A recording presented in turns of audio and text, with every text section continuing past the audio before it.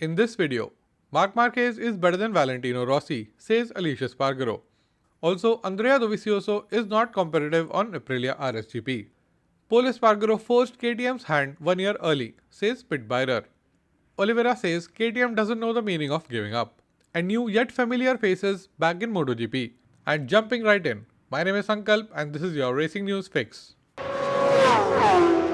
Always stirring things up with his words, away from the track, Aleix Espargaro is known to have Twitter battles with Jorge Lorenzo. This time around, he has said something which will enrage all the Rossi fans in less than a second. Speaking about his childhood idol Valentino Rossi, Aleix said, "It is hard to see that he is having more and more trouble. Even though he is an opponent, I sometimes hope from the bottom of my heart to see him up front. What he does at his age is extraordinary and his passion is brutal. Since I was little, Valentino has been my idol. But if you analyze with a cool head which opponents Marquez had to beat, it's a different story. Valentino had Sete, who made his life a bit difficult, and a few other Italian riders. Marc fights against the best riders in the world. If you now draw up a list of 15 best riders in history, Marquez had to beat 8 of them. Valentino did not. Where do you stand in Rossi versus Marquez situation? Is Marquez really better than Rossi, or is it the other way around? Let me know in the comment section below."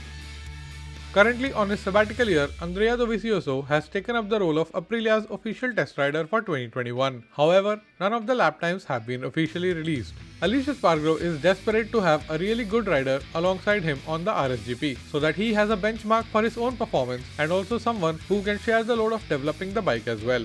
Speaking about the prospects of Dovi joining Aprilia in 2022, Aleix said, "Dovi has done a few tests with us, but so far he hasn't been competitive and it doesn't seem like he wants to race with us. I am a big fan of his, but I can't imagine him becoming my teammate." This to me means two things. A.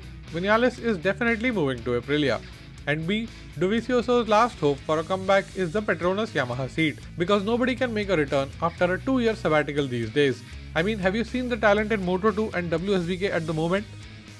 KTM Motorsports director Pit Byrer recently opened up about how Pol Espargaro's move to Repsol Honda forced KTM's hand with respect to their talent pool. After joining the KTM camp in 2017, Pol played a key role in transforming the RC16 into a race-winning bike. But just when it was about to get real good, he got the offer to join the team of his dreams, Repsol Honda, and he jumped ship.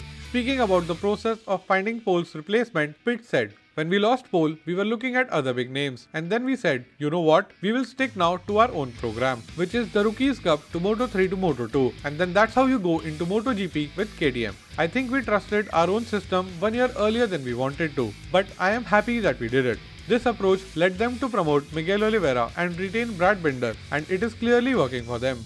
With young guns like Remy Gardner, Raul Fernandez, Pedro Acosta in lower categories, and David Alonso, David Munoz, and Daniel Holgado in the making at the Red Bull Rookies Cup, the future of KTM is real bright, provided they don't keep losing their riders to other manufacturers like they did with Marc Marquez and Jorge Martin. Miguel Oliveira, reflecting over KTM's eventful first half of the season, praised KTM and their little samurai Dani Pedrosa.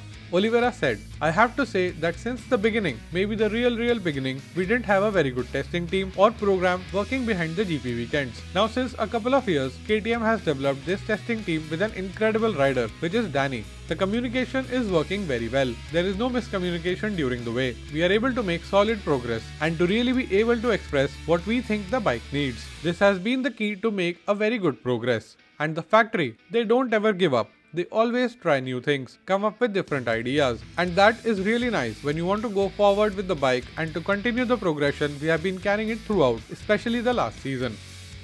Franco Morbidelli's knee injury ruled him out of the Dutch GP at Assen, and given the 8-week rehabilitation period which comes with the surgery, he is all set to miss at least the Austrian doubleheader, if not the Silverstone as well. Garrett Gerloff might have some clashing schedule and won't be able to ride a MotoGP bike again anytime soon. This has led to the chatter about the good old Cal Crutchlow coming back to the race weekend. Now won't that be something?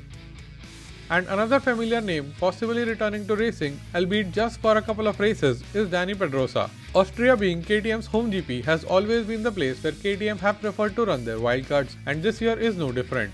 Although not official, Dani Pedrosa fans are waiting for the summer break to be over. And while we are on the topic of Austria and wildcards, the Red Bull Ring has always been a hunting ground for Ducati, and they too will be running their wildcard Michele Pirro, who has been a regular wildcard on Ducati every year since 2014. This means that if all goes well, there will be 24 bikes on the track, and we will see 3 new yet familiar faces at the Austrian GP. And with how close the grid is this year, I can't wait for the summer break to be over. Now, if you made it till here, let me know by hitting the like button. For more such content about all things MotoGP, subscribe to the channel and ring the notification bell. Here are 2 more videos which you might enjoy. My name is Sankalp and I'll be back with another video very soon.